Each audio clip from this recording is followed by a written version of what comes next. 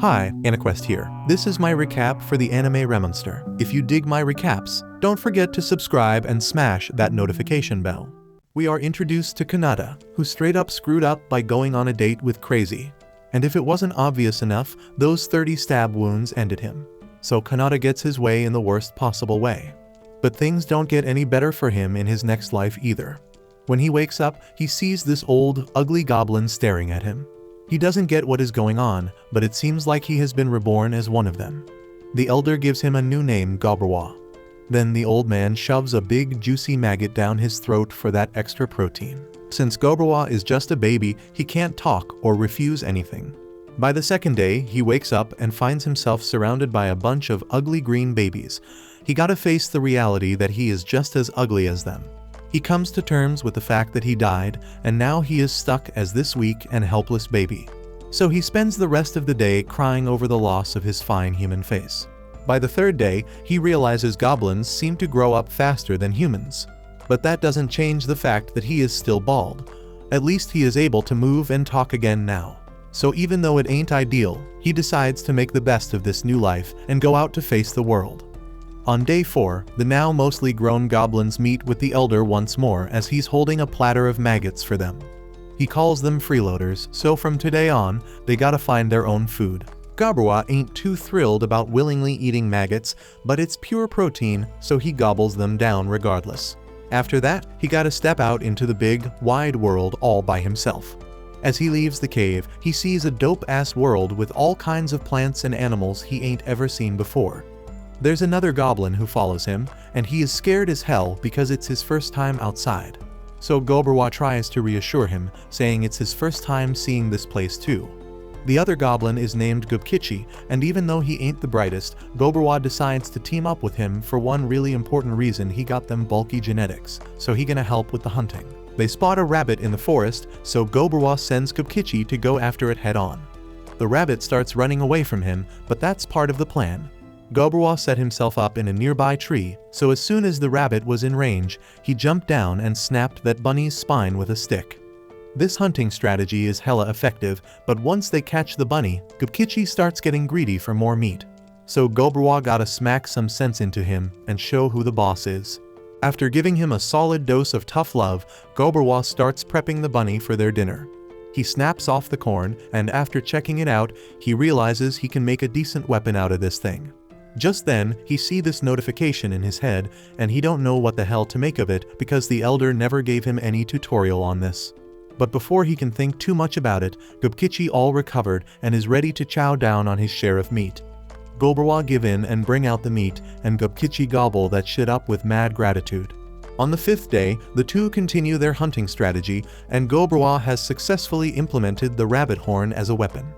As he takes another horn from the rabbit, he gets another notification in his head. But he still ain't sure what the hell it means. He sits down to munch on some meat, but as soon as he takes a bite, his eyes start glowing blue, and he finds out he has acquired an escape skill from the rabbit. It all clicked for him now as he remembered that in his past life, he had this rare ability called absorption, which let him have a shot at taking in the abilities of whatever he ate. Even though he still got absorption, it seems like all the other abilities he gained before got reset because he was in a new body. It's still pretty damn lucky that he got to keep a skill at all, so he's cool with how things turned out, since there are plenty of monsters creeping around in the forest that he can eat to gain power. By the 6th day, Goblin already started attracting girls with his bomb-ass meat. She is straight up amazed that he and Goblin managed to snag them horned rabbits when others died trying to do the same. And since she actually got hair, it confirmed that goblins can have follicles, but Goblin and Goblin are just bald as hell. Goblin asks if she would like to participate in their hunt for the next day, and she is overjoyed at the offer. But on the 7th day, it rains so damn much that they gotta postpone the hunt. Since he ain't got nothing else going on, Goblin decides to peep what they got stashed away because he has never been back there before. But he ain't ready for what he about to see. He finds a group of human women kept as prisoners, which just proves that Goblin Slayer has been right all along, even in this crazy world. He tries to ignore it and spends his time crafting a weapon instead. Then the goblin elder named Goblin comes over because he notices Goblin has some strange motivation to survive. He thinks Goblin might level up faster than expected at this rate. Goberwa didn't even know there was a level system here, so Gobjai told him to tap his forehead so he could see it. After doing it, Goberwa peeps that the Elder is at level 86 right now, and Gobjai mentions that if you reach level 100, you can evolve into some higher being. However, goblins age so quickly that even though Gobjai is only in his 20s, he looks old as hell. As he leaves, he tells Goberwa that he'll get to see what an evolved hobgoblin looks like when the promising youngsters return from the village, but something doesn't feel right to Goberwa. The next day, it clears skies, so Goberwa heads out to hunt with the other two. They work together like straight-up pros, considering they have only been around for a week. Gobmi holding it down as backup, Goberwa taking care of business from a distance, and Gobkichi leading the way up front. They can get themselves a large haul of meat, and Gobmi is brought to tears as she takes a bite due to how thick and juicy the meat is. Goberwa takes a bite too and ends up learning a bunch of new skills from that snake meat. The next day, they keep on hunting, but on day 11, they make the dumb mistake of going into some unknown cave. They find themselves staring down a massive swarm of vampire bats. They start hauling ass trying to run away, but the bats are too fast. So Gobkichi and Goberwa decide to stay back and deal with them. They are initially overwhelmed, but then Goberwa puts that evil eye skill he has to use and freezes all the bats in their tracks. With the bats frozen solid, they go ahead and kill every last one of them. After that, they chow down on their sorry-ass corpses, and Goberwa gains some fresh new skills from eating that bat meat like echolocation, venom resistance, and even COVID-19. As they keep eating like kings, some of the other goblins come up to them, all hungry and shit because they are too dumb to hunt on their own. That night, the dumbasses try to take out their frustrations on him like it's his fault or something. They think he's the one with the problem, but really it's them. If they put in half the effort they put into trying to catch food, maybe they wouldn't be starving all the damn time. But they don't realize that Goberwa has this search ability, so he can sense them coming. He fights back, and even though he ain't really trying to kill anybody, he miscalculates how much of his venom skill to use, and one of the attacking goblins ends up dead. He doesn't give a damn though, because he still want to teach them a lesson for trying to assassinate him. But then Gobmi shows up, and even Goberwa feels sorry for them after what she does to them for attacking her precious Goberwa. The next day, they head out to hunt again and plan a coordinated attack. The orc is minding its own damn business when Gobkichi throws a rock right in its eye.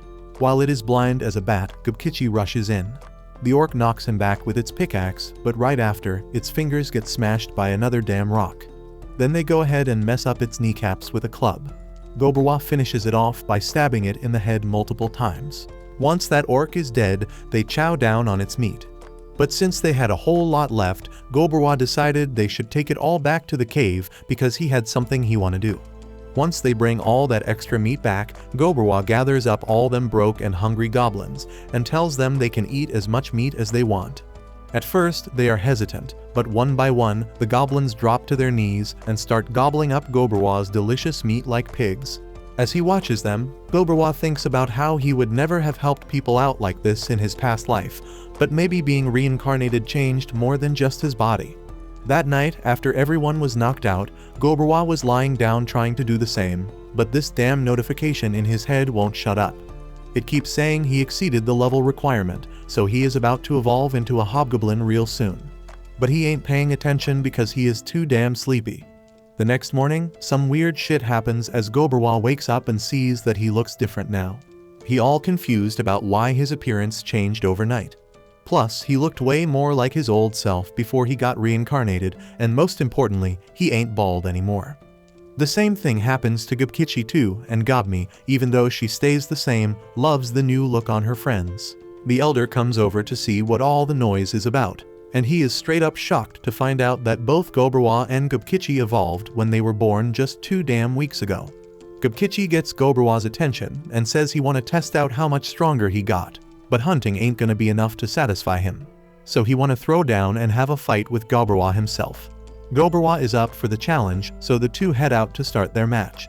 They start boxing in the forest, and Gobkichi is definitely way stronger than he was before. But he still lacks the combat skills to take Goberwa down in a fight.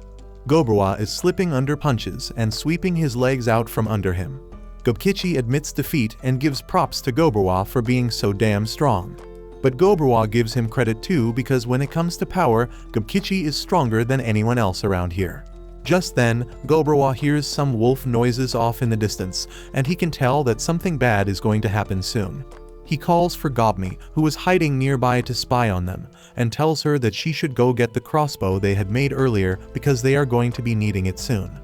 Wolves be chasing a bunch of rabbits down the hill, and once they are done killing them all, they set their sights on their next unsuspecting target, a poor or just trying to do his own damn thing.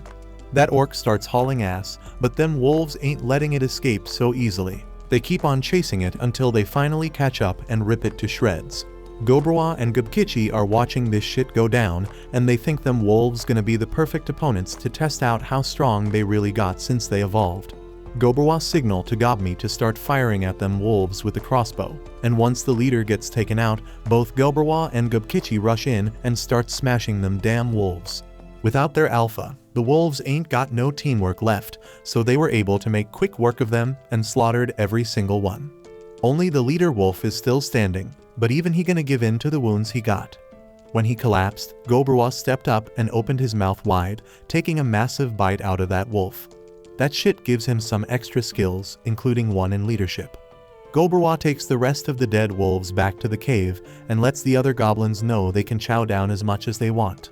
But from now on, he expects them to catch their own damn food. They ain't got the confidence for that, so they all drop to their knees and beg Gobrwa to teach them how to hunt on their own. He agrees to train them in the art of hunting if they don't know how, and if they need weapons, he gonna teach them how to make them too. That makes everyone like him a whole lot, so he becomes the solid leader of the goblins. Maybe it's because of his leadership skills, but that ain't matter to him. He will work hard to lead his comrades, and he gonna keep eating and gaining new skills along the way, all to achieve his goal. Later, Gobmi turns into a fiery lady ready to be cooked by the Lord Gobrwa. On day 17, all the human ladies that were captured, they took their own lives, and Gobru had a quiet memorial for them with Gabjai. Now we jump to day 24, and Gobru was training up the other goblins. And in the meantime, he was chowing down on any promising enemy he could find and picking up some badass new skills. But all of a sudden, another crew of goblins starts rolling up. Gobru gets ready to throw down and protect his crew, but Gabjai stops him and spills that these goblins are their raiders. Gobru's mind gets blown when he finds out these raiders are also the fathers of his generation of goblins. These raiders just went and captured another bunch of human ladies, and the evil goblins are all happy about it because their last batch off themselves. Turns out, goblin DNA is so damn strong that even when they mate with other species, they still pop out goblin kiddos. Gobru gets that whole reproduction thing, but that don't mean he's cool with what's going on. He asks if he can be the one to take care of the human ladies, but the raiders' leader ain't having it. Gobru's goblin gang is ready to back him up, but it just starts dividing the two groups. Just then, two goblin girls come strolling in and tell both sides to chill the hell out and avoid a full-on civil war. These genius girls are named Hobasto and the mage Hobse. They come up with a kick-ass idea. Have the leaders of both generations fight, and the winner gets to call the shots for the village. The raider wants to teach Gobrwa a lesson, and Gobru's down to throw hands too. The fight ends real quick when Gobru busts out some mysterious string moves. The others couldn't understand how he did it. So Gobru explains that it just comes out of his body. Turns out he learned this ability after munching on a demon spider and can produce spider silk. The girls are straight up amazed that a dude like him was born while they were away. And Gobru declares himself the new leader of the village. He asks if anyone's got a problem with that, but ain't nobody got the guts to challenge him. Gobru tells the humans that he's ordered everyone to keep their mitts off them. He ain't gonna do nothing either, and they'll find a way to send them back to a human village eventually. The girls start wondering if they gotta do anything, and we find out that Gobru's actions weren't completely selfless. The dude wants to tap into the humans' knowledge. So Gobru starts grilling them with questions and finds out these girls were part of some traveling business. When the goblins attacked, all the dudes got wiped out, and these 5 girls were the only ones left standing. On day 28, Gobru's mind gets blown when he sees them girls rockin' a happy vibe. He realizes they ain't fully healed, they just trying to stay positive cause it makes shit easier. Gobru whips up some food for them, hoping it'll help them out. Turns out 2 of the girls are badass cooks and tailors. The one with glasses is an alchemist, and the spacey chick is an appraiser and a smith, and the redhead is a rookie warrior. So Gobru decides to include her in their training later on. Gobru trains all of them hard and ain't afraid to throw some insults when they get tired. For the next few days, he focuses on group exercises instead of hunting, and he drills into their heads the new rules he sets for the crew. Day 31 comes round, and it's rainin' cats and dogs. Gobru and Gobkichi go all out in a crazy sparring match while everyone watches in awe. That night, Gobru senses that some goblins are about to break his rule about touching the human ladies. Gobru slices through one of them like a boss and puts the others in check. He reminds them about the rules he laid out and punishes one of them for talking shit. Gobru apologizes to the women, and the redhead breaks down crying in his arms. The other goblins show up, so Gobru tells Gobkichi to take the restrained goblins outside. He also has Gobmi gather the rest of the crew so they can witness what he's about to do. Outside, Gobru sends a clear message to the others by using these fools as an example. He lays a beatdown on them like there's no tomorrow, making damn sure everyone understands the village rules. They all get the memo loud and clear, so Gobru dismisses them. Gobru stops just short of taking their lives, but Habuken, the one who caught the worst of it, kicks the bucket the next morning. On day 32, Gobru's crew unleashes their sick teamwork once again to take down a badass Trihorn horse. It puts up a fight, but that just means Gobru racks up a bunch of new abilities. One of them is called Triple Burst, and it's freaking dope because it lets him land 3 hits with a single strike. That night, the fiery-haired chick crashes in Gobru's bed, and he realizes she must be messed up from the previous night's drama. Gobru comforts her and lets her stay the night, but when he wakes up, he's surprised to find Gobmi chilling there too. That day, they also discover that a female goblin named Gob leveled up into a hobgoblin. Things have been going pretty smoothly overall. Gobmi handles the ranged unit. Gobkichi leads the armed forces. Hobasto takes care of the mobile squad, and Gob holds it down in the support role, doing all the chores. Hopse is the mage captain, but she's the only mage in their crew for now. For the rest of the day, Gobru leaves the training to the captains and heads deep into the forest to hunt some prey.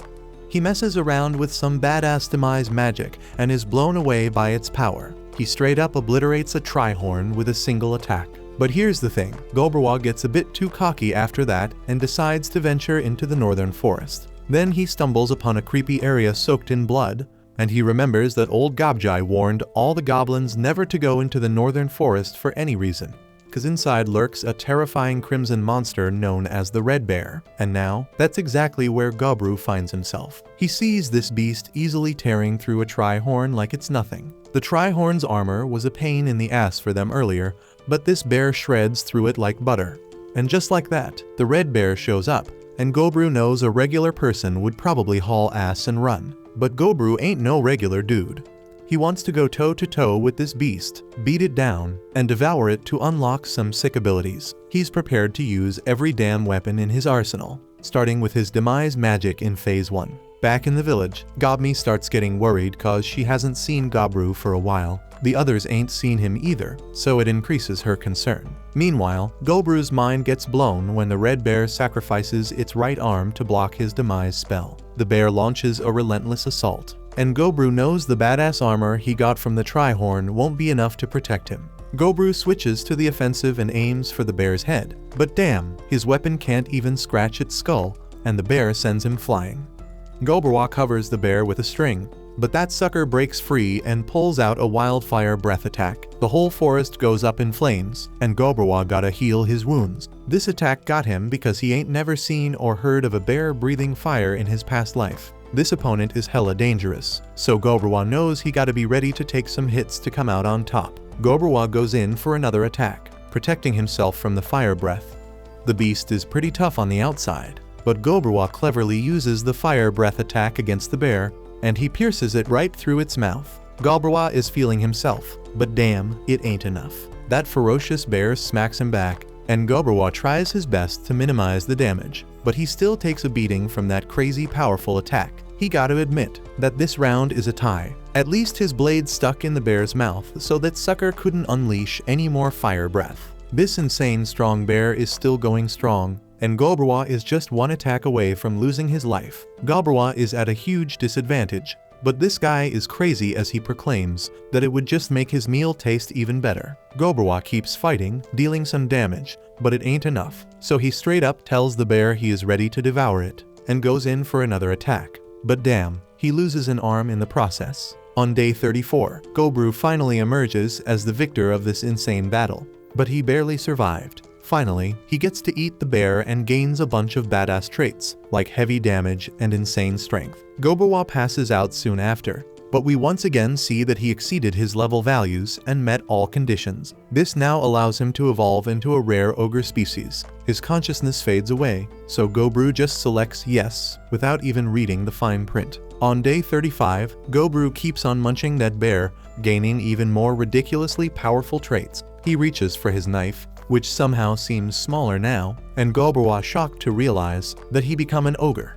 Gobrawa returns to the village, but everyone's freaked out, thinking they're under attack. They start getting ready to run, wondering why the ogre is smiling at them, and wishing Gobru was there to save their sorry asses. Thankfully, Gobmi recognizes him, but instead of being surprised by his evolution, she's pissed that he was gone for so damn long. She ends up hurting herself in the process, but she still schools Gobru. She's upset about him losing his arm, but the others are all in awe that he took down the red bear. But the one who's most blown away is Gobjai, as he points out that Gobrawa was able to defeat the Master of the Northern Woods just 1 month after he was born. Everyone's got a million questions for him, but Gobru's just grateful he survived and made it to his new home in this wild new world. Ever since Gobru turned into an ogre, Gobmi's been straight up clinging to him non-stop. But before we get into that, our boy needs to change his clothes. He walks into the storage room, and the ladies there are shocked because they don't recognize him at first. But once he shows off his mad skills to prove his identity, they chill a bit. One of the human girls peeps this beat-up axe, and she's all stoked to fix it. And while Gobru's there, she lets him know she made a knife out of a freaking magic stone. She wants him to check it out. Gobru's impressed by her hustle, so he pats her on the head. Stockholm Syndrome must be hitting her hard because she's loving it. On the other hand, Gobmi and the redhead girl straight up hates it. They're all jealous because Gobru's giving another girl attention. Then Gobru goes over to check on the twins, see how they're holding up. But the workload they have is too much for just the two of them. So they ask Gobru if they can get some extra hands to help them out. Since they asked, Gobru decides he can tell a couple of the goblin girls to lend a hand. The twins are stoked to hear that, but even Gobru's amazed at how fast they started liking goblins, even though their whole family got wiped out by them just a week ago. He jokes that they'd make great wives, and the girls don't seem to be against the idea. But Redhead and Gobmi, they're definitely not feeling it. Next up, he checks on the green-haired girl who's been grinding on making potions. He checks out one of the vials and can tell it's straight up poison, and the girl doesn't even deny it. She made it for protection because at the beginning she planned to wipe out all the goblins by poisoning their food. But then she found out there were trustworthy goblins like Gobrawa, so she ain't gonna use it no more. The next day, Gobru realizes he can't keep up with his usual training because in his ogre state, even holding back against the other goblins nearly kills them. So he's gonna lay off fighting with them. Gubkichi takes the loss really hard and decides to go hunting to clear his head. And while Gobru's worried about him, he knows the dude needs some alone time. The rest of the day just goes on with everyone doing their usual stuff.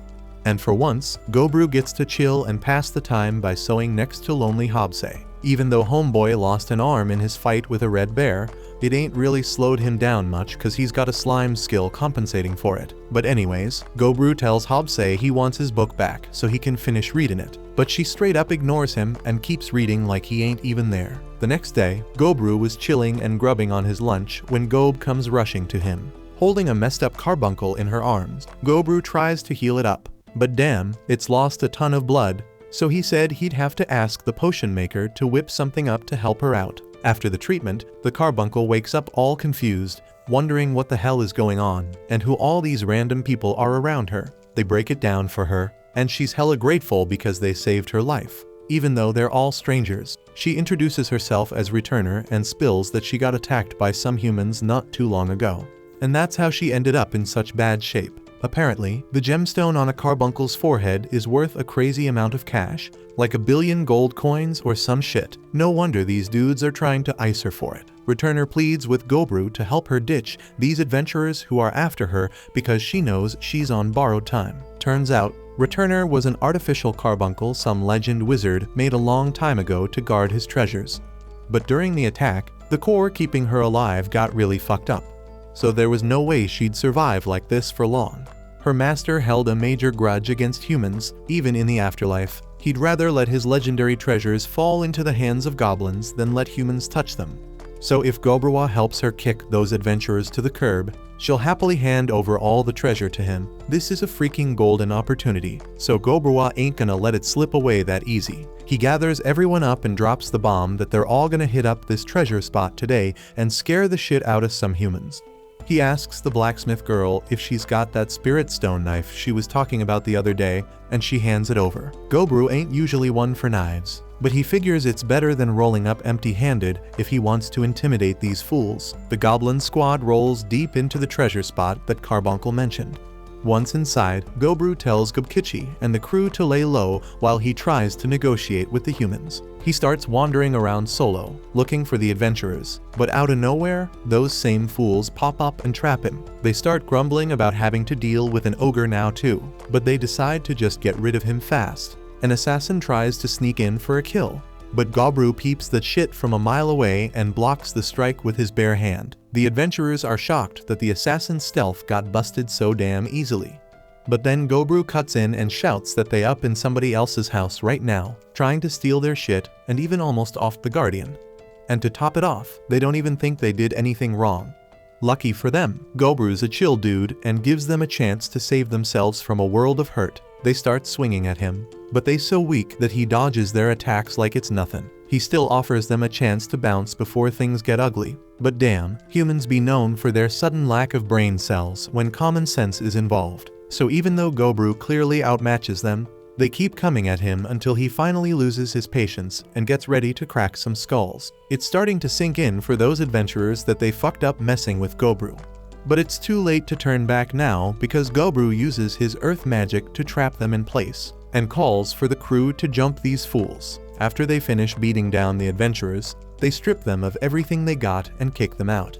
So Gobru decides to chow down on all that loot and ends up gaining the skills of the items too. Now he can summon a badass item box that holds over 100,000 things. Since he held up his end of the deal, Returner leads Gobru and the crew to the treasure room where her master bit the dust. Surrounded by all his dope shit, this dude was the wizard Velvet, and Returner says he had mad skills talking to spirits, which is how he scored a bunch of spirit stones.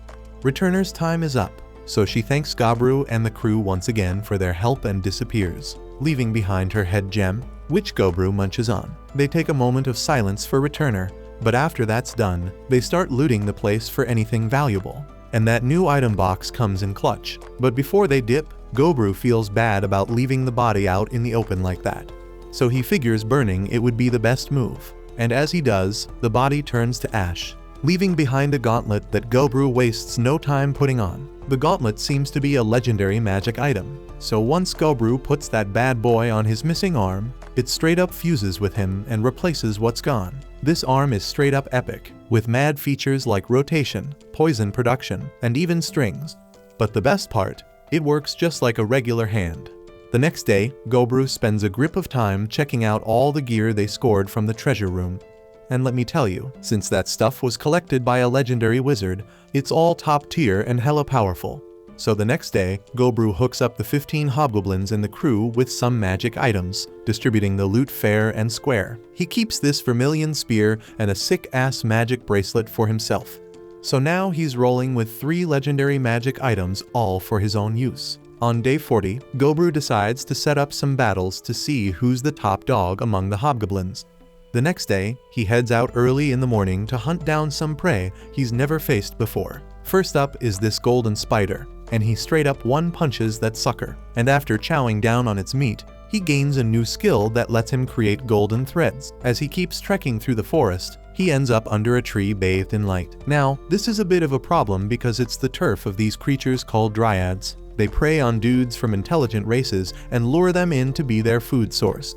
Gobjai gave Gobru the lowdown on them, and he personally wants to get sucked dry by dryad. But Gobru would never go for something so luxurious. Or at least, that's what he tells himself. Because the second a dryad shows up and starts getting all up close and personal, Gobru folds like a cheap suit. He tries to play it cool, but then he remembers he's still a virgin in this world. And all rational thinking goes out the window as Gobru unleashes his sacred skill, the golden carrot. The dryad is straight up blown away by what she sees, and let's just say a whole lot of wild stuff goes down in the next 5 hours. And when they finally finish, The Dryad is begging him to come back soon for more rounds. Gobru heads to a nearby waterfall to wash up, but out of nowhere, a whole squad of lizardmen roll up on him for no damn reason. So he straight up wipes them out, along with anyone else dumb enough to try and throw down. The next day, Gobru finds out there are 2 goblins in the crew who got the skills to become mages. So he sends them to get trained under Hobsei.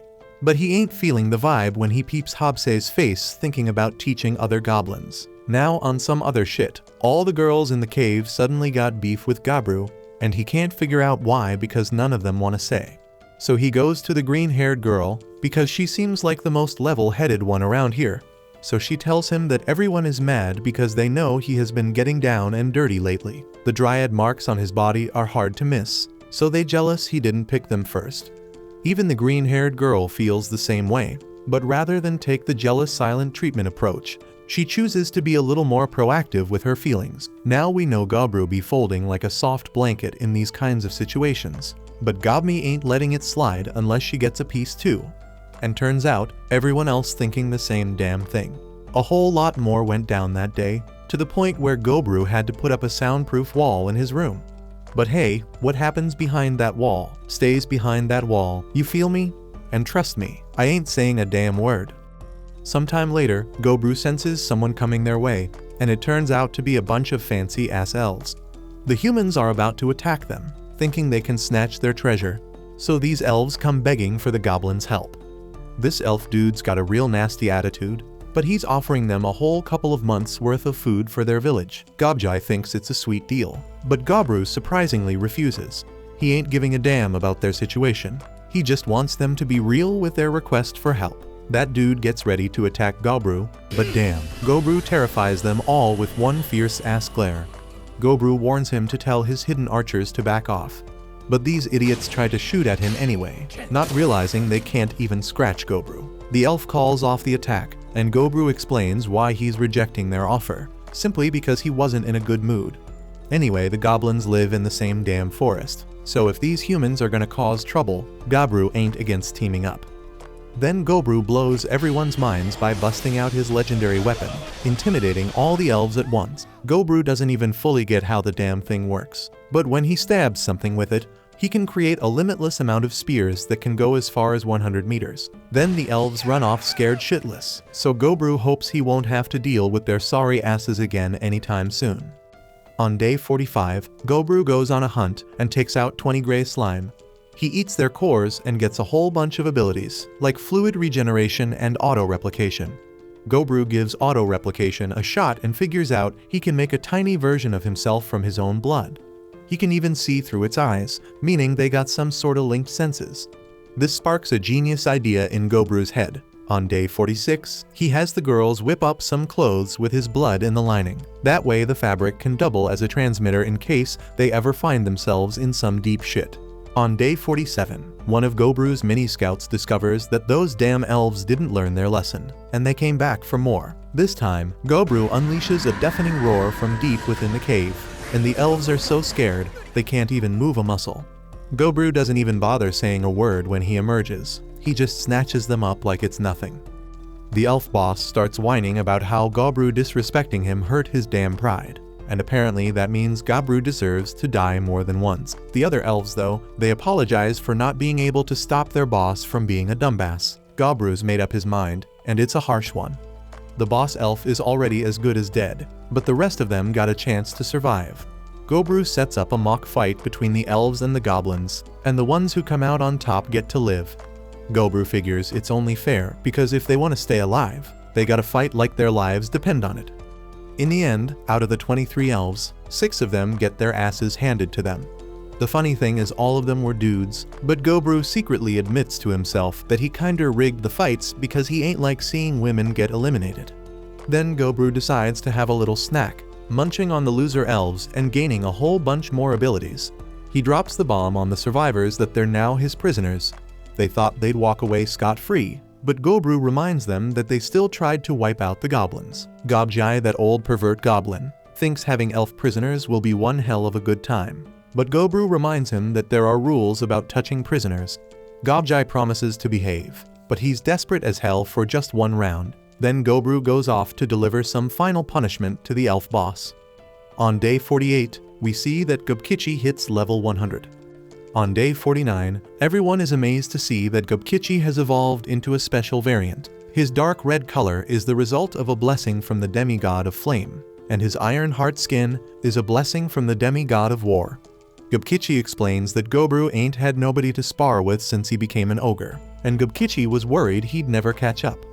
But now Gobkichi's different, and they have a badass spar outside. Gobru still kicks his ass in the fight, but damn, Gobkichi actually holds his own pretty well. In the end, Gobru comes out on top, but the match proves that Gobkichi is truly his rival. That night, Gobru is worn out as hell, when suddenly some weird figure shows up. This thing starts apologizing for who knows what reason, and hands Gobru a gift, saying it's the least he can do. Gobru wakes up all confused, having no clue what the hell just went down. On day 51, Gobru starts wondering if Gobkichi has been an inspiration to the others because now they got themselves 4 new hobgoblins.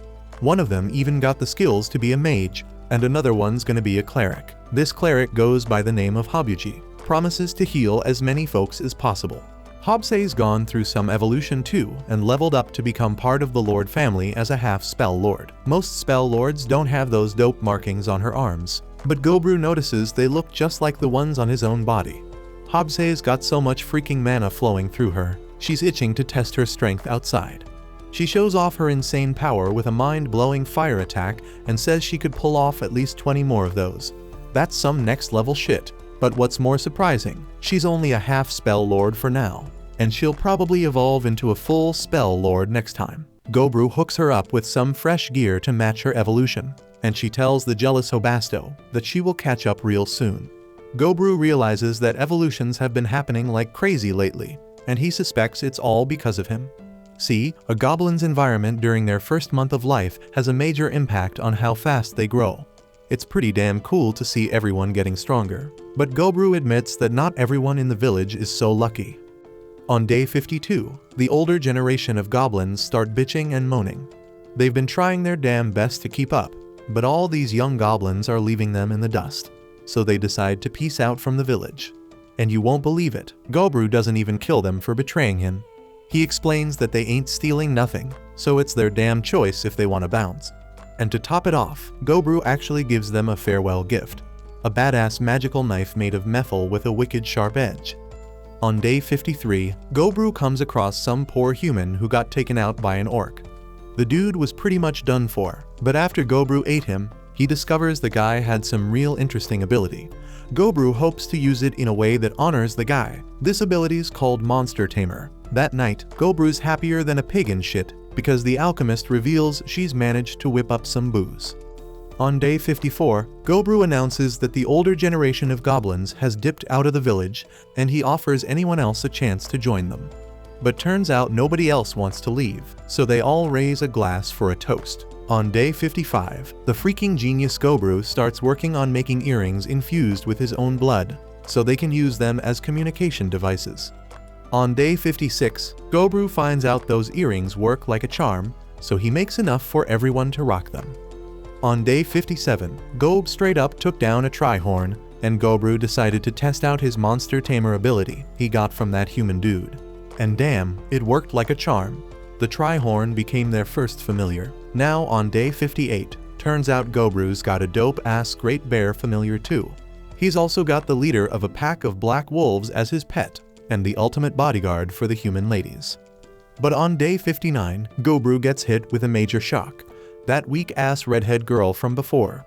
She's transformed into a straight-up badass warrior, and while they are eating, Gobru gets surprised when she finds that she just got a new job. A little while later, she shows off her mad hunting skills, and Gobru spills that her new job is a shadow soldier. Basically, she's gotta chow down on monsters every so often or she'll kick the bucket. But damn, it leads to some insane growth. Later on, Gobru gets word that the humans are attacking goblins in the forest, so he realizes that it's nearly time for the war between them and the humans. Now on day 60, Gobru senses some kobolds being chased by something he can't even detect with his search ability. When the kobolds make it to the cave, they see that the pursuers are these magically animated skeletons. Gobmi's archers try shooting them, but their arrows do jack shit. There's a crazy amount of skeletons, so Gobkichi fears that things are going to get really bad. But Gobru's search ability lets him peep that there's one major signal behind all those skeletons, probably the thing that's creating them. The others try fighting off the skeletons, and Hobasto's attack makes Gobru realize something. Cutting them up don't do squat, but smashing them to bits is incredibly effective. They all drop their weapons and start bashing those suckers left and right. But there's still way too many of them, so Gobru decides he's gotta end this shit. He starts counting down in his head as he plows through the skeleton army. He finishes 3 seconds early, but he manages to crush the monster that was spawning all those damn skeletons. Eating that thing gives him the ability to summon lower undead and materialize high-tier equipment, among other sick powers. After all that, the kobolds apologize for their screw-up. Turns out they accidentally dug into Velvet's treasure stash, which the goblins raided earlier, and they woke up the guardian, the big bad skeleton. In a last-ditch effort to survive, they hauled ass to Gobru's cave, who has become known as the terrifying Black Ogre. Now these kobolds call Gobru their lord, but he straight up reminds them that he has eliminated plenty of their kind. But they're mad grateful he saved their sorry asses, and they get that it's the law of the jungle, the strong devour the weak. They owe their lives to Gobru, so they declare that what happens to them from now on is totally up to Gobru.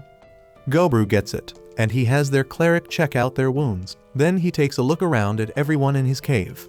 He ain't got a clue how it all went down, but he's gathered himself one hell of an interesting crew. On day 61, my boy Gobru goes hunting with Gobkichi, and they peep 12 armed soldiers rolling through. They decide to follow them, and Gobru uses his eavesdropping skills to listen in. Turns out these humans are planning to snatch the chief's daughter of the elves, and seems that one of the elves tipped them off. When the chief's daughter comes back from a festival, the humans launch their attack. They take out her guards like it's nothing and grab her. Gobru ain't about to just stand by and let that happen, so he swoops and saves the girl and captures all the humans. On day 62, my man finds out the human army is gonna strike in 20 days. Gobru goes ahead and chows down on all 12 of those humans, gaining a bunch of dope abilities. When the elf girl wakes up, she's all terrified of Gobru. He notices she's got wings, which ain't usual for elves. Gobru tries to calm her down, but she's freaking out, thinking he's gonna do some messed up stuff to her. Eventually, she chills a bit after sipping some calming tea, but she gets pissed when Gobru tells her he couldn't save her guards. She blames him for just watching while they got attacked, but he explains that the human-elf war ain't his damn business. Gobru lets her know there's a traitor among the elves, so she should be more upset about that. She starts crying like crazy, so Gobru tells her to get some rest before they take her back home. That night, Gobru has to remind the old perv to keep his hips away from the elf girl. On day 63, they bring the girl back to her elf village. She explains that wings are something only high elves have, but they usually keep them hidden inside their bodies. They ain't meant to be shown to others, but she's still learning how to control them, so they pop out sometimes. When they arrive, Gobru senses 25 archers aiming their arrows straight at him with mithril heads. Luckily, the chief's daughter steps up and tells them the ogre saved her life. The chief shows his gratitude for saving his daughter, but Gobru makes it clear he didn't do it out of pure goodwill. He wants a reward and figures this is his chance to see how the chief judges things, and we see that the chief rewards him with a bow called the Failnaught, a family treasure and magical item. The daughter's shocked he'd give it away, but the chief explains it's a small price to pay for her safety. Gobru's cool with that, so he offers to give the elves some intel on the human army's movements in return.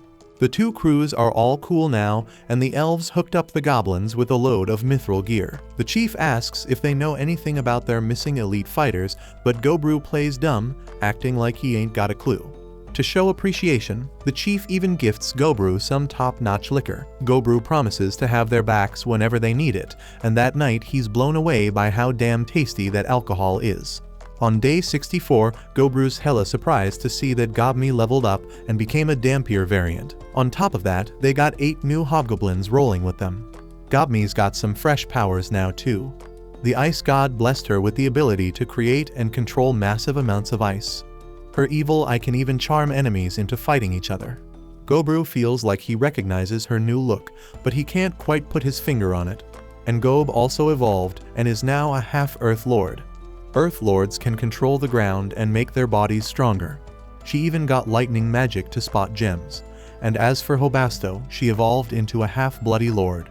He can straight up control blood and turn it into weapons. Also, all these evolved goblins have tattoos for some reason, and each one in a different spot. They claim those tats give them power, so Gobru's eager to learn more about them.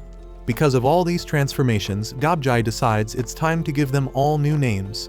And there's this chart showing the power rankings of different races, where Ogro comes in 5th, trailing behind the Dampiers and Lords. Ogro knows the elves gonna come calling for help when they go to war against the humans. He knows they need all the help they can get, so he hands out communication earrings to the new crew. The elf girls they got captured ain't feeling it, though, because it's hella taboo for elves to mess with their ears. But Ogro ain't discouraged. He's gonna work his wild ways to change their minds. Ogro brings the new crew along for some training. He busts out his summon lower undead ability and summons a bunch of skeletons for some hands-on sparring. He even decks them out with armor, because the better the armor, the stronger the skeleton tends to be.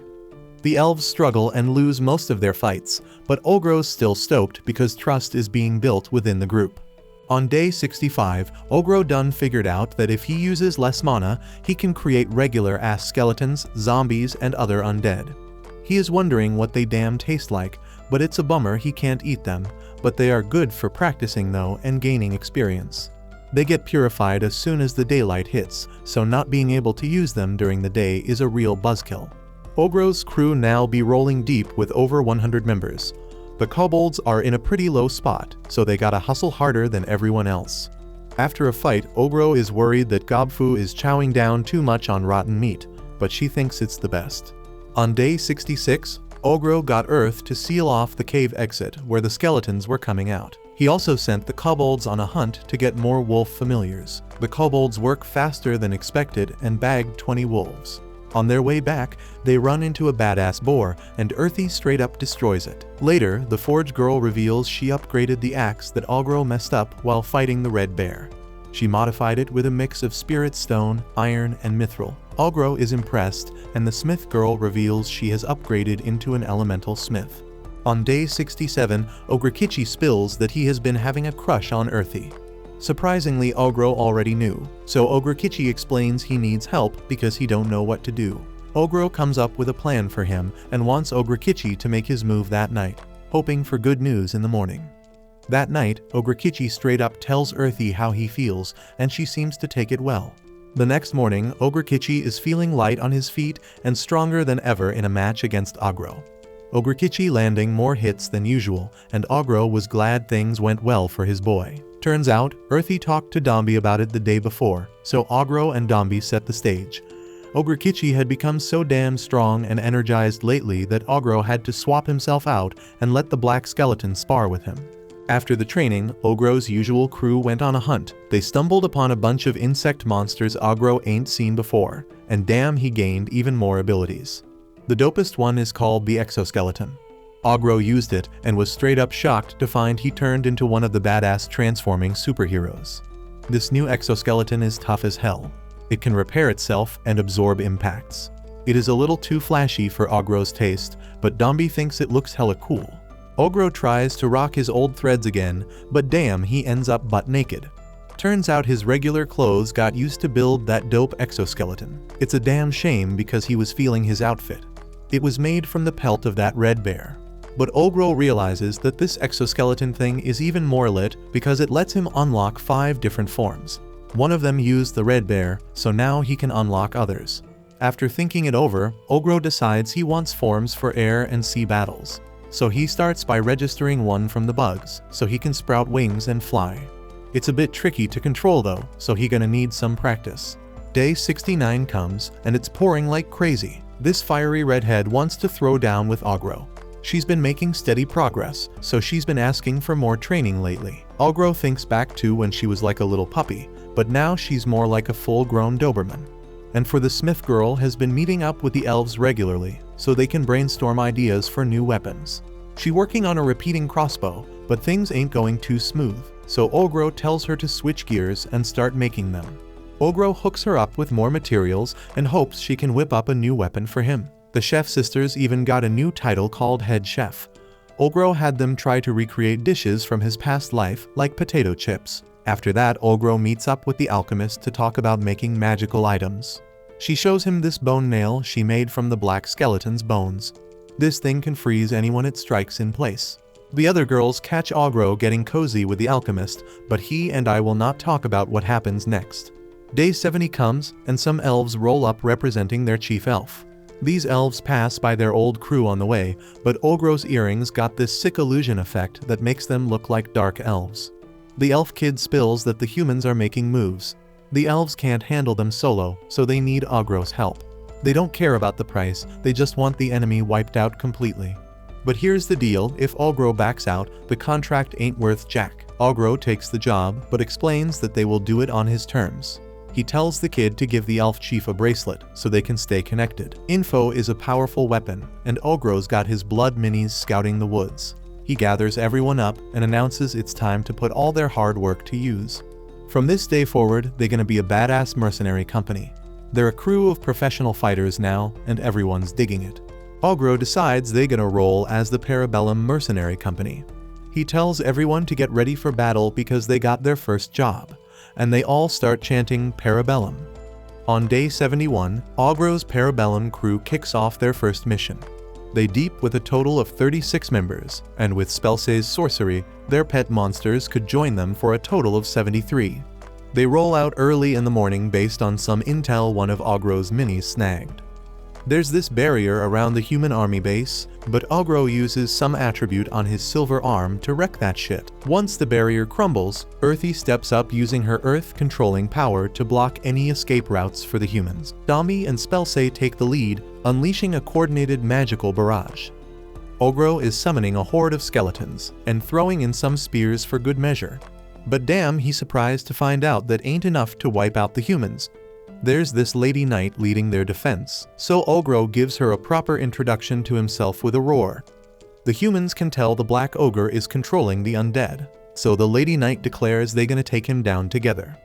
The human mage starts the attack, and Ogro is impressed when the Lady Knight buffs up her speed. He complimented her for assessing the situation and the mana she covered herself in. Even her strategy to stab his heart out is smart. But ain't good enough, because Ogro just pushes her back. Then Ogro announces that he likes what he sees, so they all gonna live as his prisoners. The Lady Knight wasn't having it, she just wanted him dead. Ogro gives her props, but she says if he wants her as his prisoner, he gotta show his strength. If she gets defeated, he can do whatever the hell he want. Ogro tells his crew to take out everyone except the Lady Knight, the sorcerer, the priestess, and the swordswoman with a fire sword. They gotta be captured alive, but the rest can get wiped out and eaten. Ogro then explains to us what happens next, which is a one-sided slaughter.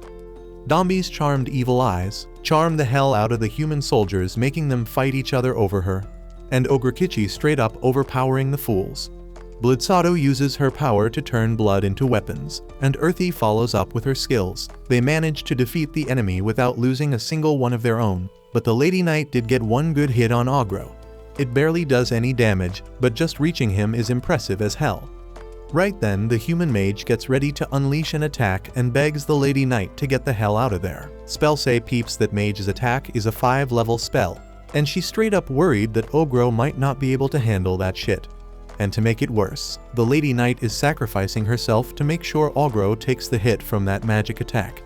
The human mage apologizes and admits he can't hold back no more, so he unleashes it.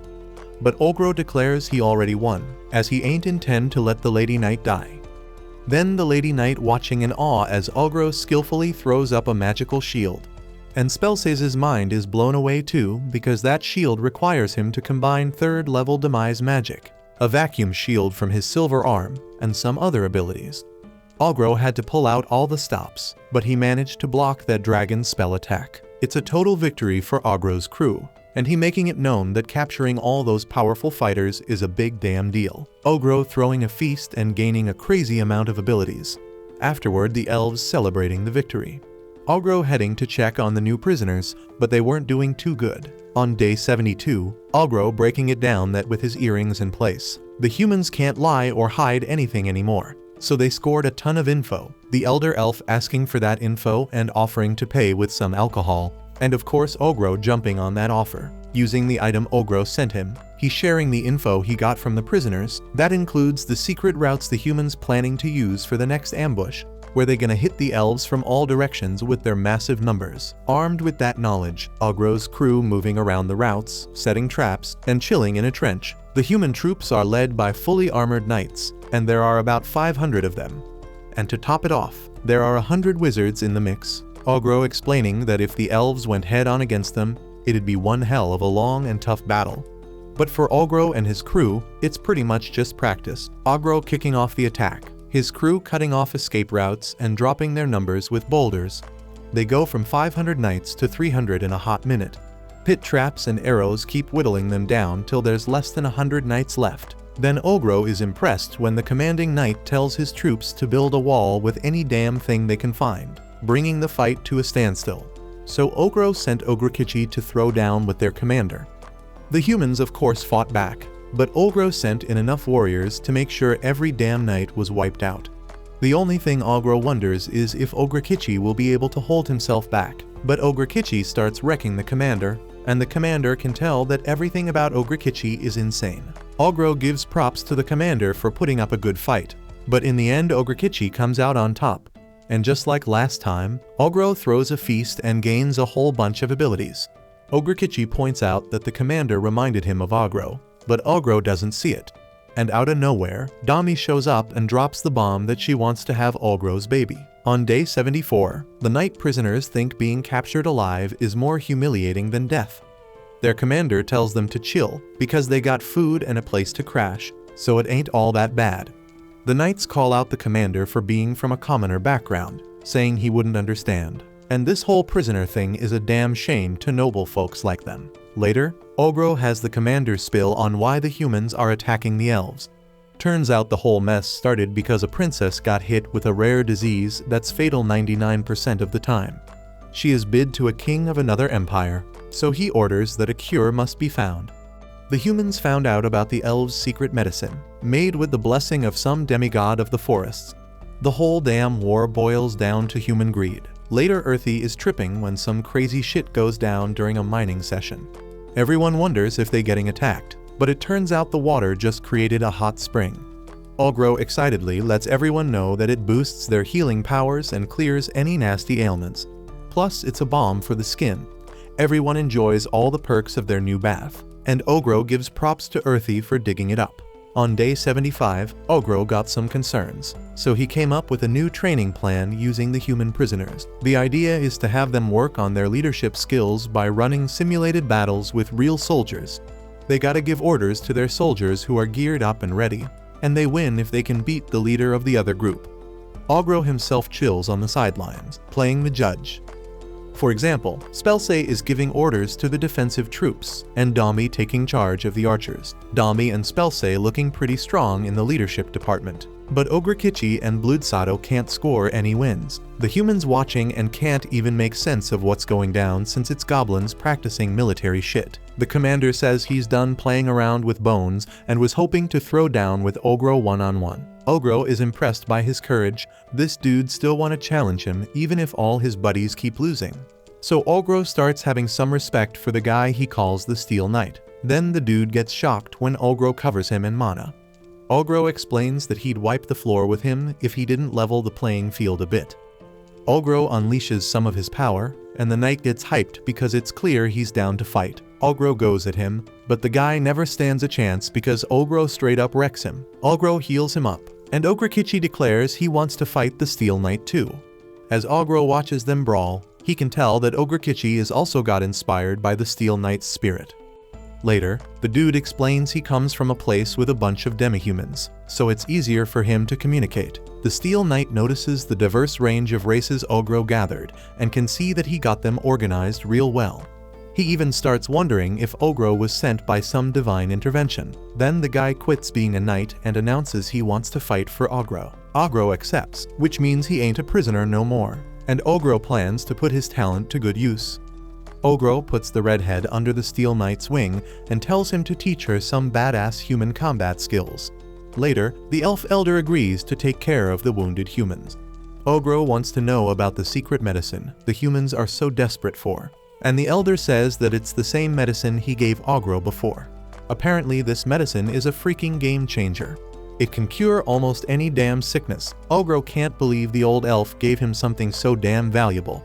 But the elder explains that their laws only forbid sharing it with humans, not with the ogre who saved his daughter. Ogro decides to try the medicine for the first time, and it gives him a weird-ass sensation, and also blesses him with a whole bunch of crazy healing-related abilities. Ogro decides to give a drop of his blood to one of the injured humans. The dude is straight up shocked because not only does his injuries heal up, but his back pain is gone too. Ogro is blown away too because it just hits him that all this ability gaining shit is getting hella wild. He just healed this dude with a single drop of blood, so he can't help but wonder what would happen with more. This kind of power is on a whole other level, so Ogro thinks he might have leveled up into some seriously insane territory. On day 81, Ogro's crew is getting ready for their third showdown with the human army.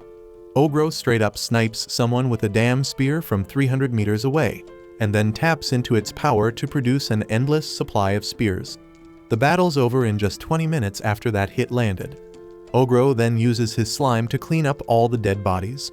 It's a messed up sight, but everyone agrees that Bloodsato is a little off because she seems to be enjoying it. The next day, the elves start whispering to each other because Ogro brought some humans along to meet the elder. Ogro assures the humans that the elder is nicer than the other elves, and it turns out to be true when the elder hooks them up with drinks and grub. The elder is stoked that Ogro has pushed the human army to the edge, but he ain't looking for a drawn-out fight. So he wants to send his best troops into the next battle to put a decisive end to the war. And since the elder is paying Ogro, he's cool with it. On the way back to the village, the Lady Knight straight up tells Ogro that he has her complete devotion, so she would like permission to fulfill her duty as a knight of the kingdom. She asks if he's down to send some secret elvish medicine to the kingdom to cure the princess. Ogro thinks about how it'd be hella beneficial to have the kingdom in his debt, but there's a problem. In this world, there are 5 gods being worshipped, and they're crazy powerful, which leads to a ton of religious conflicts. Ogro's blessed by the god of demise and origin, so if someone like him provides the medicine, it could cause even more problems. But he seems to have an idea and tells the knight he'll think about it. Day 83 is the day of the final battle. There are 2,000 human soldiers, and with the elves joining us, Ogro's crew is numbered at 650. This battle ain't gonna be like the others because if they just rush in, they'll straight up lose. That's because one of Ogro's blood minis found out something the day before. The humans got a group of 8 badass warriors known as the Rugald Orden. These dudes are seen as the ultimate fighting force because all 8 of them are blessed by the gods. They ain't just strong on their own, they also boost the power of those fighting alongside them. So the more allies they got, the more dangerous they become. But Ogro ain't even sweating when he hears about them. He's just wondering what they'd taste like. It's battle time and Ogro straight up summons his squad of skeletons. Dombey wondered if that was a good idea since the sun would come up soon. But Ogro explained he made some tweaks to the skeletons. He tells Ogrkich's crew to hold down the perimeter while he takes his skeletons straight to the center. Ogro kicks off the battle, and damn, the humans are straight up shocked by the sheer number of skeletons. The humans know they just gotta wait it out because the sun's gonna rise soon, and it does, so they're relieved thinking they can push those skeletons back now. But they're in for a surprise because the skeletons don't disappear. Turns out Ogro coated those skeletons in some slimy stuff so they can throw down during the damn day. The skeletons hold their own, but Ogro sends them to help out the others because he's decided to finish off the remaining soldiers himself. As he powers up for a crazy attack, Ogro's thinking about how the whole damn army's gonna fall apart once he wipes out those troops at the center. Meanwhile, one of the Braves makes his way over, but he's pissed because he's gotta be part of this boring-ass war. He thought the troops just needed to fight harder, but they remind him they ain't as strong as him. When the Brave sees Ogro powering up, he realizes this battle might actually be interesting. The troops are straight up shocked as they watch Ogro gather a bunch of water and blood, and then he unleashes his attack, straight up destroying everyone. The fights made Ogro hungry as hell, so he starts chowing down. But then the casual kid interrupts him, wanting to throw down next. Ogro heard about this dude, knows his name's Filippo, the Bone Bug Brave. But Filippo doesn't like it when someone he doesn't respect calls him by his title, so he gets all riled up. This kid's got some wild-ass eyes, so Ogro figures that means he's been blessed by the god of demonic insects. The kid's pissed at Ogro because he ruined his damn vacation or some shit. Ogro can see the kid's acting like a brat, but the pressure coming off his body makes it crystal clear that this kid can seriously fight. Filippo can tell that Ogro's got some kind of blessing, so he wants to know what it is. But Ogro ain't saying a damn word. Then Filippo reveals he's got these bugs that blend his blessing with some necromancy stuff. He tosses them all over the place, explaining how he can make corpses move around. These ain't your regular zombies though, because they can handle the sun. Ogro figures these bugs are some kinda messed up biological weapon. Filippo goes on to say that there's a big difference between braves and heroes. Heroes be way stronger on their own, and the fighters they boost also get a major power up. But heroes can only boost up to 10 people. Braves, on the other hand, can boost hundreds. Just then, Ogro gets his mind blown when Filippo transforms the corpses into freaking monsters. Filippo commands them to attack, but Ogro ain't fazed. He starts tearing them apart like they're nothing. Filippo's impressed, seeing how Ogro smashes them up with ease, so he decides to personally take control of the monsters. The fight gets tougher, and now Filippo's amazed at how damn fast Ogro can heal. Filippo gets ready to use something that Ogro won't be able to bounce back from, so he summons a massive centipede. This thing straight up crushes Ogro, and the kid explains it's his favorite pet. That bug's so famous it's been labeled a natural disaster. It's super dangerous, its venom causing death with just a tiny bit of exposure, paralyzing your organs. But the kid's in awe because Ogro's survived for so long. Ogro's crew starts worrying, as the venom has clearly started to take effect. They're all surrounded by enemies, so no one can help. Filippo praises his pet as it drags Ogro's lifeless body to him, and he sends it off to finish its other task. He's pretty damn sure the fight's over now, so he's thinking about dissecting Ogro's body to figure out what blessings he had.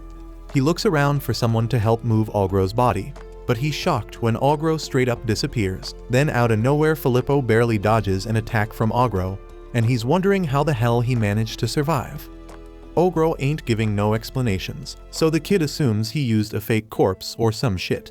Filippo's pet's already hella far away, so he decides it's time to bust out his first secret weapon. Filippo wants them to introduce themselves formally, but Ogro ain't ready for them to know who he is just yet. Filippo steps up and introduces himself, letting everyone know he's ranked number 7 in the whole damn country. But before he can finish his little intro, Ogro straight up interrupts with an attack. The kid goes through a crazy mutation and pushes Ogro back. Now Filippo's all pissed off because Ogro made him use his second secret weapon before he could even unleash the first one. The kid goes through a full-on transformation, but that just makes him look even tastier to Ogro. This is because he believes a good meal takes some effort. They start throwing down, and Filippo's shocked to see that Ogro can dodge his attacks while fighting back. It's mind-blowing because Ogro hasn't even gone through some epic awakening thing. Ogro has no clue what the hell that awakening is, and Filippo ain't spilling because Ogro ain't cooperating. But that's cool with Ogro because he knows he can make the kid talk. Ogro drops the bomb that he's got his own bug transformation, but Filippo doesn't believe him.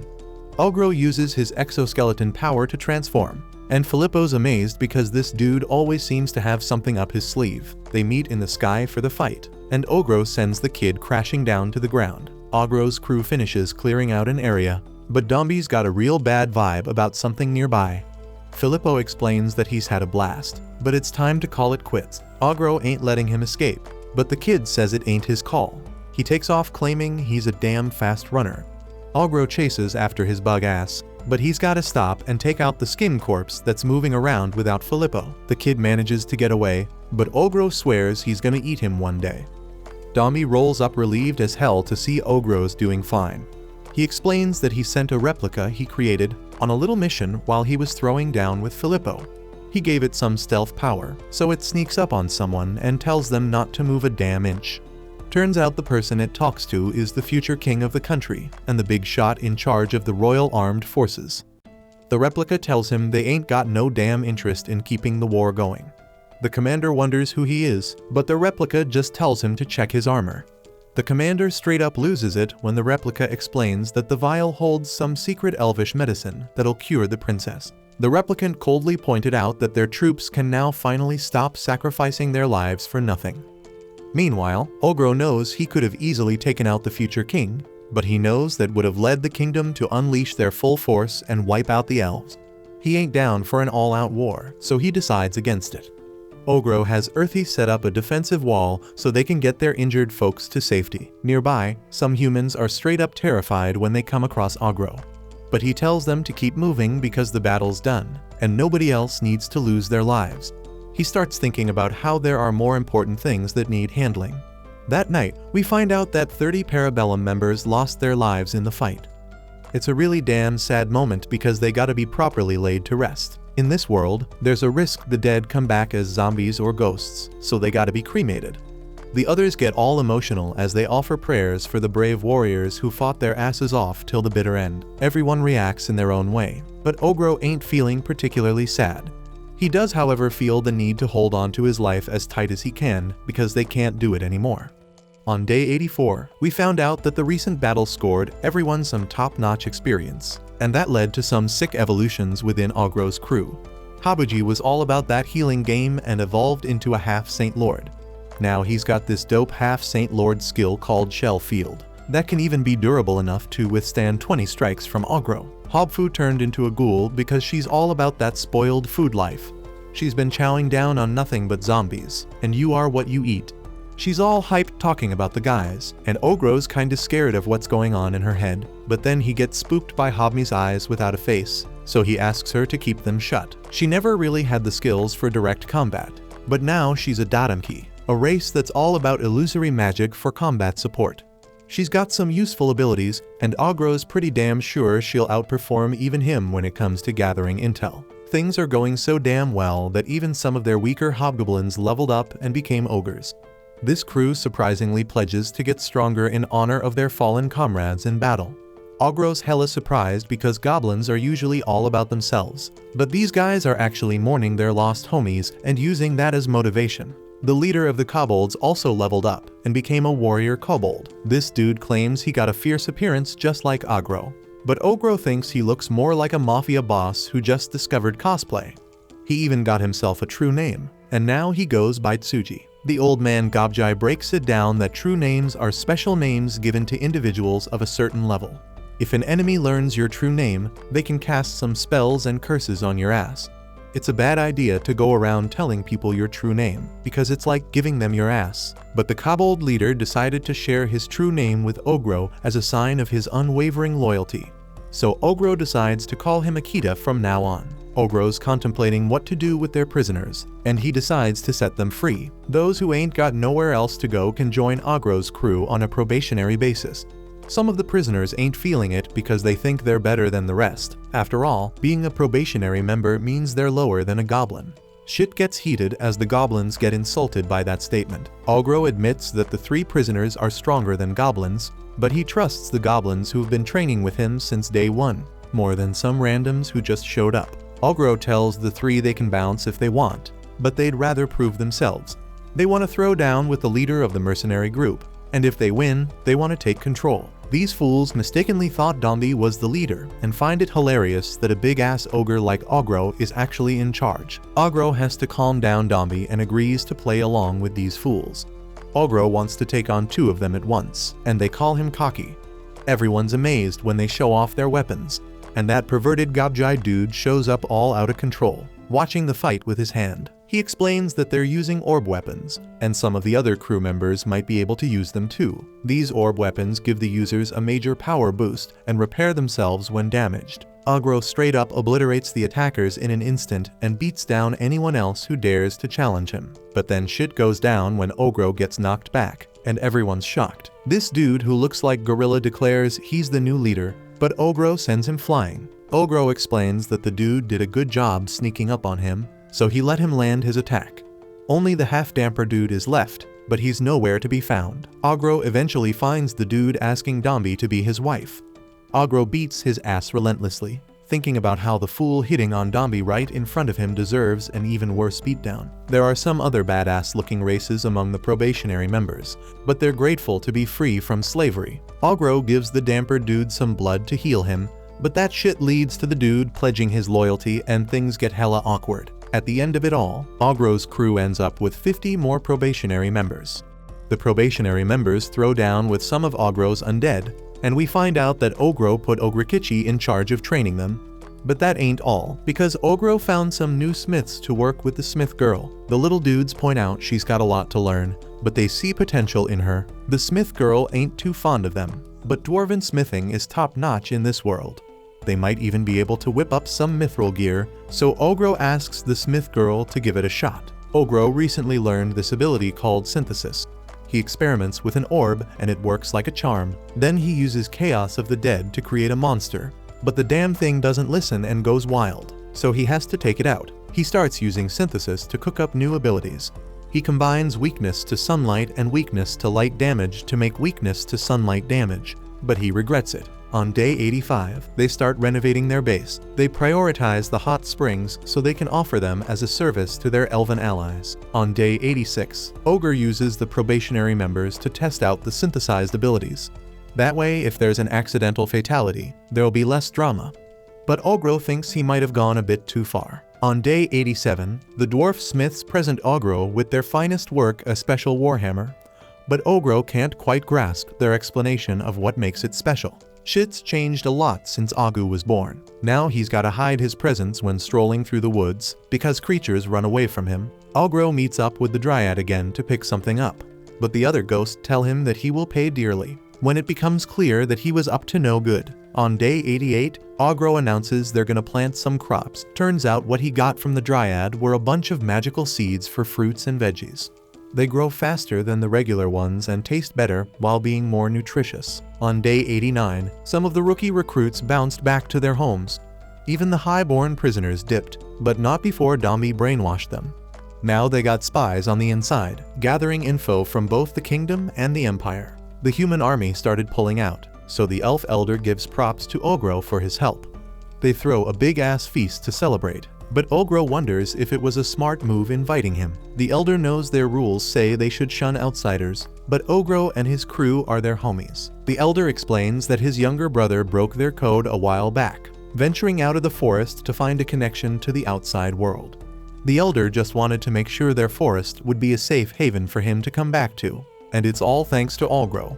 The elves get all emotional, and the party keeps going. When they get back to their base, Earthy digs up the last of the spirit stones as a thank you to Velvet and the Carbuncle. Ogro decides to chow down on this final batch of spirit stones, and it blesses him with a whole bunch of new abilities. After that, Ogro gets to work on some serious crafting. He fuses together the bones of black skeletons and adds some replicant material to protect against sunlight. And boom, he creates what he calls a skeleton centipede. Ogro plans to use it as their ride when they take the human girls to a human town. The human girls start freaking out, thinking they're getting kicked out. But Ogro reminds them that he promised to bring them home when they first met. Even if they decide to stay, Ogro wants them to head back before making any decisions. On day 91, they finish constructing the upgraded hot spring. The knight notices that the redhead is all distracted during training, and she confesses she's worried about going back to a human town. The knight stays out of it, but reassures her by saying that Ogro doesn't seem to be in a rush to kick her out. On day 92, the girls gather some stuff to hustle in town, and in that moment, Ogro realizes that having these girls around, sharing their knowledge with him is a damn blessing. On day 93, they throw a party to help everyone get acquainted. Those three fools from earlier are some loud-ass drunks, claiming they'll do whatever the hell they want when Ogro hits the town. But they do drop a piece of info. Both the kingdom and the empire look down on demi-humans, so they'll need someone from a noble family to help them get in. That obnoxious red dude offers his help, but Ogro turns him down. On day 94, Ogro splits everyone into 4 groups. Their mission is to gather info about the outside world, handle any shit within the squad, and level up. But most importantly, Ogro wants them to make sure nobody dies. On day 95, everyone gets ready to hit the road. Each one shows off their unique quirks, and Ogro tells Ogrekichi not to go wandering off alone. With that, all the groups set off. Ogro reflects on how much he's learned living in the forest, but he knows he's gotta keep moving forward, because there's still a ton of badass prey out there, just waiting for him to devour them. On day 102, Ogro and the crew finally pull up in Trine City. Now this place is known for being hella cool with demihumans, but when they peep Ogro rolling in his skeleton edition Lamborghini looking all shady, Everyone straight up loses their minds and gets ready for battle. But the girls manage to break it down to the guards, so the whole mix-up gets sorted out. Ogro gets the green light to handle his business in the city and rent out a room. Once they settle in, he gathers up all the human girls for a real talk. While they chill in town, he wants them to take this time to figure out if they really want to stay here or not. He's cool with whatever decision they make, even though he wishes they stick with him forever. But let's keep it real, the only reason they all here is because they got straight up kidnapped and locked up by the previous Goblin generation before. Moving on, the rest of the day's plan includes the other girls hustling and selling their goods in the city, while Redhead shows Ogro the guild building so he can get registered. Of course, when people first see Ogro, they straight up lose it because he's an ogre like no other. So Ogro just knocks them all out to avoid any unnecessary drama. Unfortunately, when he tries to register Parabellum as an official mercenary crew, the girl already passed out from shock. So since the usual reception ain't available, this old dude steps in and tells Ogro he gotta fill out some adventurer registration form if he wants to be recognized as a legit mercenary crew. Once that's squared away, everybody decides to hit up some stores and buy fresh clothes. But Ogro has other plans and disguises himself as his human form from his past life to blend in and gather intel. The others can't believe he can transform like that, but Ogro always keeps them on their toes, so they just roll with it. After grabbing a bite to eat, Ogro finds himself walking down a dark alley, and out of nowhere he gets surrounded by 6 thieves. Now for anyone else that's an ass whooping waiting to happen, but for Ogro it's like a damn dessert. After devouring those thieves, Ogro levels up with a ton of new skills connected to criminal activity. And he finds it kinda suspicious that all 6 of them were wearing rings with the same damn pattern. He figures those dudes gotta be part of some heavyweight crew or something. And he ain't trying to mess with all that, so he's planning to dip out real soon. But that's when he peeps a bunch of thieves straight up extorting a knight on the other side of the block. Now this knight brought the cash they demanded as ransom for the person they snatched. But out of nowhere the thieves decide they want more than triple the ransom, or they threaten to mess up the princess real bad. Ogro catches all of this, and normally he might have stepped in to help. But kidnapping a princess is a whole political nightmare, and he's just trying to have a chill time, not get caught up in that mess. So he ain't interested in getting involved. But when the knight realizes the thieves ain't letting the princess go, he tries to fight back only to get jumped and dropped like a sack of potatoes. The thieves were about to straight up kill the knight, but that's beyond what Ogro can let slide. So he swoops in and knocks them all out cold. Once they are at a safe distance from the scene, Ogro sets the boy down, and the boy straight up starts yelling at Ogro, calling him out for letting those scumbags live. See, Ogro don't mess with showing mercy to criminals, and he ain't about to tolerate ungrateful people yelling at their savior, so he gives the boy a solid smack on the head. Then he tells the boy he got his reasons for not taking him out yet. But if there's some serious issue he can't let the public find out about, he's free to call Ogro anytime for help. Just to make it crystal clear, he reveals his true ogre form, making sure the boy knows this offer ain't no joke. The boy's all confused, but in the end, he decides to reach out to Ogro for help. Once they link up again, the boy spills all the deets about the problem. He and the princess arrived in this town a few days back, but they kept her arrival on the lowdown for safety reasons. But this princess straight up thought it was a brilliant idea to sneak away from her guards and roam the city solo, which led her dumbass right into the hands of this criminal crew. Ogro reassures the boy ain't no need to stress because he already got the location of the crew's base locked and loaded. The knight can't even believe it, but Ogro used some of his own blood to track down those thieves he beat up earlier. So he knows their hideout is some old abandoned crib in the middle of freaking nowhere. Armed with that intel, Ogro wastes no time and target their base, ready to wipe out every last one of those thieves. And not long after they bust in, they find the princess locked up in the back room. While the knight checks on her well-being, Ogro spots some papers on the floor that straight up reveal this whole kidnapping was planned from the start. Once they outside, they set the thieves' hideout on fire, and that joint goes up in flames. Ogro tells the knight to keep this whole shebang on the down low like it never happened, and never spill shit to the public, but the knight keeps pushing to at least report something to the king. So Ogro gotta call in a favor and have the knight hypnotized to keep his damn mouth shut. The next day, Ogro gets a call from Seiji, who's got good news for him. The new generation of goblins just got delivered safe and sound. Ogro's stoked to hear that, but today's the day he'll find out if the girls still want to stick with him. so he's feeling a bit tense, but let's be real. There ain't no reason for him to worry because they are already addicted to him. Ain't no way they gonna dip out on him now.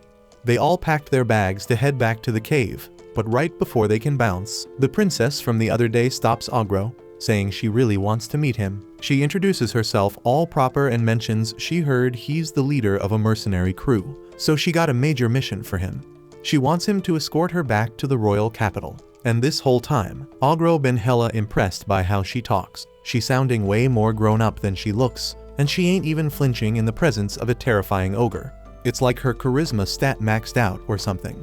But even with all that, Ogro still shuts her down because he got other plans, and the princess already rolling deep with a gang of bodyguards. The princess fires back, saying her bodyguards are straight up boring, so she wants someone like him by her side. Ogro tries to explain why she gotta stick with her crew, but she ain't listening to a damn word, so that completely failed. The knight steps up and mentions they gonna hook Ogro up with a gold plate as a reward if he takes on the job. But they ain't trying to force him if he can't really help with the princess. But as soon as the girls hear about that gold plate reward, they start nagging Ogro non-stop to accept the escort mission. Usually a regular escort job would pay like 10,000 gold, but this gold plate is worth a freaking million. Talk about a sweet deal.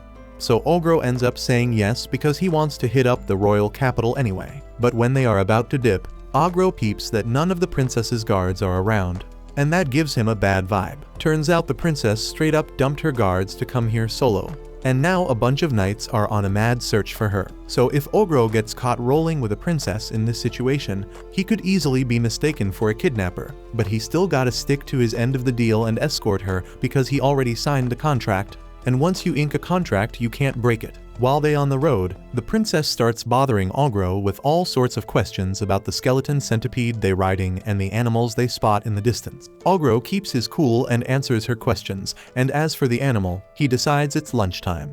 He and Dombey get down to slaughtering some animals and cooking up some bomb-ass meat. He even jazzes up the skeleton centipede's look, making it a little less intimidating, but he got a lot to deal with because the princess is a total pain in the ass. She keeps putting herself in danger, almost jumping off the carriage and messing with the twins while they cook. So Ogro gotta give her a good smack to straighten her out and make her behave for once. The journey keeps going, and they stumble upon a nest of turtle snakes. Ogro's hyped because he wanna get his hands on that fresh snake meat, but nobody else wanna lend a hand in snatching the snakes from their nest. So Ogro gotta use his earth magic to uncover them all by himself. Once he got them out, he starts taking them down and tells the twins to get the sauce ready for the feast, and it looks like the princess finally got a taste of manners thanks to Ogro's spanking. She offers to help the twins with the meal prep as an apology for messing with them earlier. Ogro's stoked to see the princess finally learning how to vibe with the crew, and once the food is ready, they all sit down and dig into another dope feast. After that, they hop back on the carriage to keep rolling on their journey, and Ogro's feeling way more interested in the princess after seeing her character growth. After clocking some miles, they take a quick break, and Ogro decides to let the knight join the morning training. Since it sounds interesting, the princess says she wants to try it too. But the knight isn't feeling it because he knows training can be risky, and the princess might end up hurting herself. But the princess knows the deal encounters, saying it'd be mad useful for her to learn self-defense and be ready to handle threats. Ogro eventually agrees to let her join too, so they all train together, and Ogro picks up a few things about both of them. Later in the day, they navigate through the mountains, discussing the road they gotta take for the next day.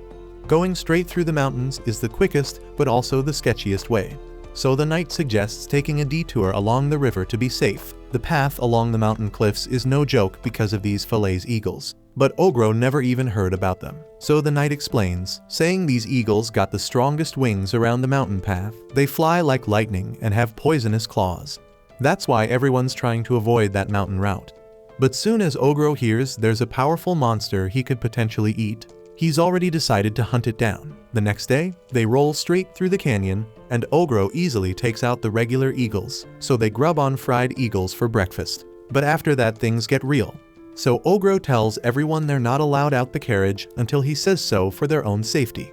Like an hour goes by, and it ain't like they don't have no faith in Ogro's ability to win, but it's been a whole damn hour since they last heard from him. and some are starting to get all worried and shit. But Dami got mad faith in Ogro's skill to take down the Jade Eagle. And even if some messed up shit happened and Ogro ended up kicking the bucket, she'd straight up go out there and either murk that bird herself to avenge him or die trying. Just then they realize shit got hella quiet all of a sudden, so they throw open the curtains to see if the battle's done yet. But damn, they straight up horrified when they see that Ogro lost his arm and that Jade Eagle is still going at him.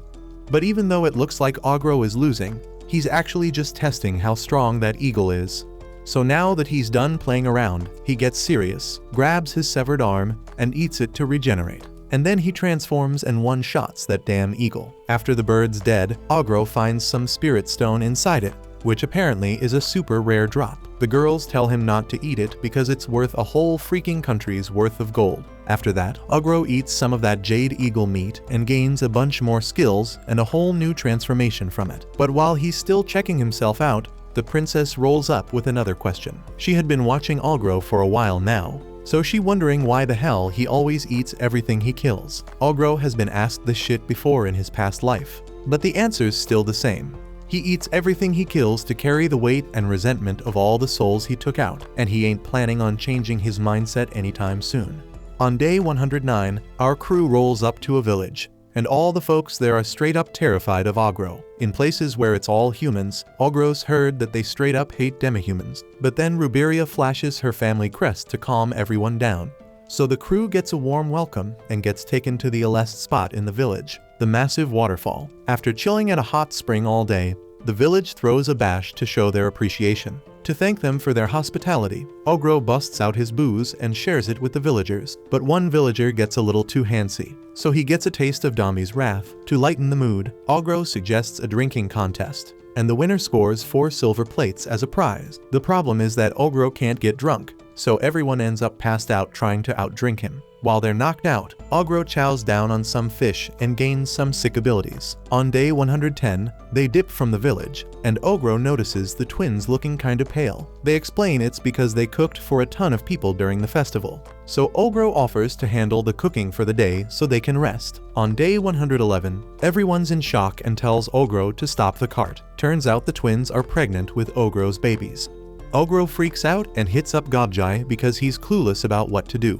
The twins' bellies blew up real quick, so he wonders if it'd be cool to send them back to the village. Unfortunately, Gobjai explained that they ain't gonna make it in time. Ogro's kids are siphoning nutrition from the twins' bellies and are about to pop out any minute. If the twins were ogres, it'd be all good. But human bodies are too damn small. If they don't get enough nutrition, their bellies might straight up burst. Ain't enough time to make it back to the village. So Ogro starts looking for a nearby spot for them to give birth. The twins are in mad pain, but they tell Ogro not to worry and promise to pop out his kids soon. But a few moments later, everyone starts to freak out because the twins are looking way too thin. They're getting weak as hell, and the alchemist's life potion ain't doing jack for them. They are desperate for something with more nutrients to keep them going. Just then Ogro comes up with a wild idea.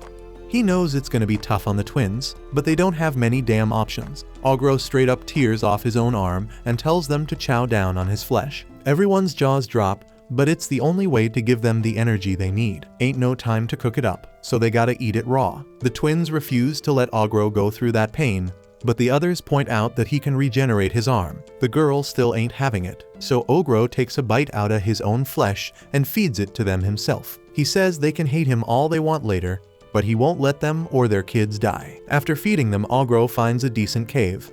There are some bears chilling there, but Ogro has the 3 lords handle them.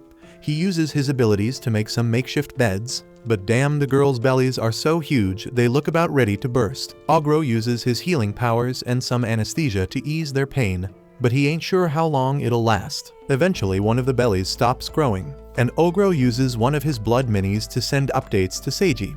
He says what he's about to do is going to be useful for their crew, so he wants Seiji to pay close attention. He puts one of the twins to sleep and uses his powers to create a scalpel. He reminds himself to keep healing and sedating, and Ogro starts the procedure. A while later, we see that the twins gave birth to a baby boy and a baby girl. Thanks to Ogro's blood and abilities, the whole thing was a success, and the twins' wounds already healed up. Ogro's glad he didn't lose the twins and feels proud as hell to be a father. The princess holds one of the babies and says they look like monkeys, but they are still cute as hell. Right at that moment, Goblin straight up asks to see the babies, because he's thinking they might be some kind of mixed blood ogre or something. And turns out he's right because both of them got horns. So Goblin explains that he can remove those horns while the babies are still little, according to him. When a human chick gives birth to a demi-human's kid, it usually takes after the same dad's race. But once in a million cases, there's this special race called mixed blood that comes into play. These mixed blood peeps got some serious power, but both races see them as straight up unpleasant. The best they can do is live like harmful monsters. Ogro appreciates all the knowledge Goblin dropped on him, but this time he's making his own call. If his children end up becoming monsters because everyone hates them, then he will still shower them with love. And Seiji backs him up, saying everyone in Parabellum feels the same way. Here's another weird thing about his kids, is that they have orbs on their bodies. Ogro figures it's probably because he got a bunch of orbs and dragon spheres inside him. So they decide to name the girl Oro and the boy Argento. The twins Felicia and Alma are doing great, and Ogro gives them props for bringing his kids into the world. He wants to be with them as a family from now on. And they're all feeling the same vibe. Fast forward to day 112, and Ogro's on a mission to find some crazy strong monster he ain't never seen before. So he heads out on his own to explore. After a while he comes face to face with this beast that he decided to call a white stag. Just by looking at it, Ogro can tell it's a boss level monster, and even if he goes all out, he's only got a 30% chance of coming out on top. But Ogro ain't felt the fear of death in a really long time, so this just fires him up. Ogro goes all beast mode, but he's tripping when the monster doesn't even attack him. Then out of nowhere that beast sheds its antlers and takes off running. Ogro's thinking about chowing down on those antlers to get some sick abilities, but his gut tells him he should give them to his kids instead. After some more exploring, Ogro comes across this joint force. It's a crew of humans and demi-humans straight up throwing down in a battle. Ogro can tell that this team had mad experience, and it's clear they are the strongest group he's seen in this whole world. But their target is a boss monster that's putting up a good fight. They taken out a bunch of beasts, but now the boss about to end it all with some crazy powerful magic attack. Just when it's getting intense, Ogro straight up obliterates that ridiculously powerful beast with his new arm weapon. Ogro was a little nervous to bust out that move, but he wanted to save the group so he could have a showdown with them. Now the problem is, he ain't sure if he can fit that massive monster in his storage, but it fits, so he turns his attention to the group. There's one human who steps up to protect them, and that makes Ogro think. He starts wondering if this dude would have been able to take down the boss if Ogro hadn't stepped in. Ogro ain't sure why, but there's something about this guy that's making him believe he would have come out on top. Right then Ogro gives props to the dude for holding it down in the fight. Ogro decides not to munch on them, and instead he plays it off like he was sent by someone to take out the boss monster. He asks if they cool with him taking the monster's corpse, and in return he offers to heal their injuries. They agree, so Ogro grabs the monster, and they go their separate ways. The guy is straight up amazed that a creature like Ogro even exists. He can tell Ogro ain't reached epic level yet, but there's something that's got him frozen in place.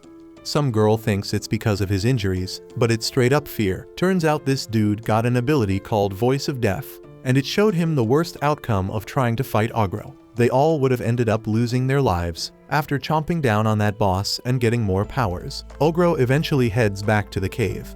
His kid's already walking, and they all hyped to welcome him home, so Ogro calls them a damn geniuses. He feeds them the stag's horn, and he can straight up tell that their abilities leveled up big time. Ogro and the redhead chick try it too, but he's straight up shocked when they both gain 2 abilities with some weird symbols. And get this, it only took a little piece of the horn to make it happen. Now Ogro's freaking out, thinking he messed up big time. It's clear as day that this white stag is not a creature he could fight right now. That night, Ogro's level goes beyond the limit once again, and he meets all the requirements for another evolution. Now he can transform into this extinct species called an Apostle Lord. Ogro decides to just do it, and he gets a true name, Yaten Doji. Supposedly, he's supposed to get some abilities too, but some of the conditions ain't been met yet. He'll only get them once he fulfills those conditions. And on top of all that, 8 of Ogro's crew are appointed as demon generals. And the next morning, everyone's straight up shocked when they see Ogro's new evolution. Thanks for watching. Subscribe to not miss the next part.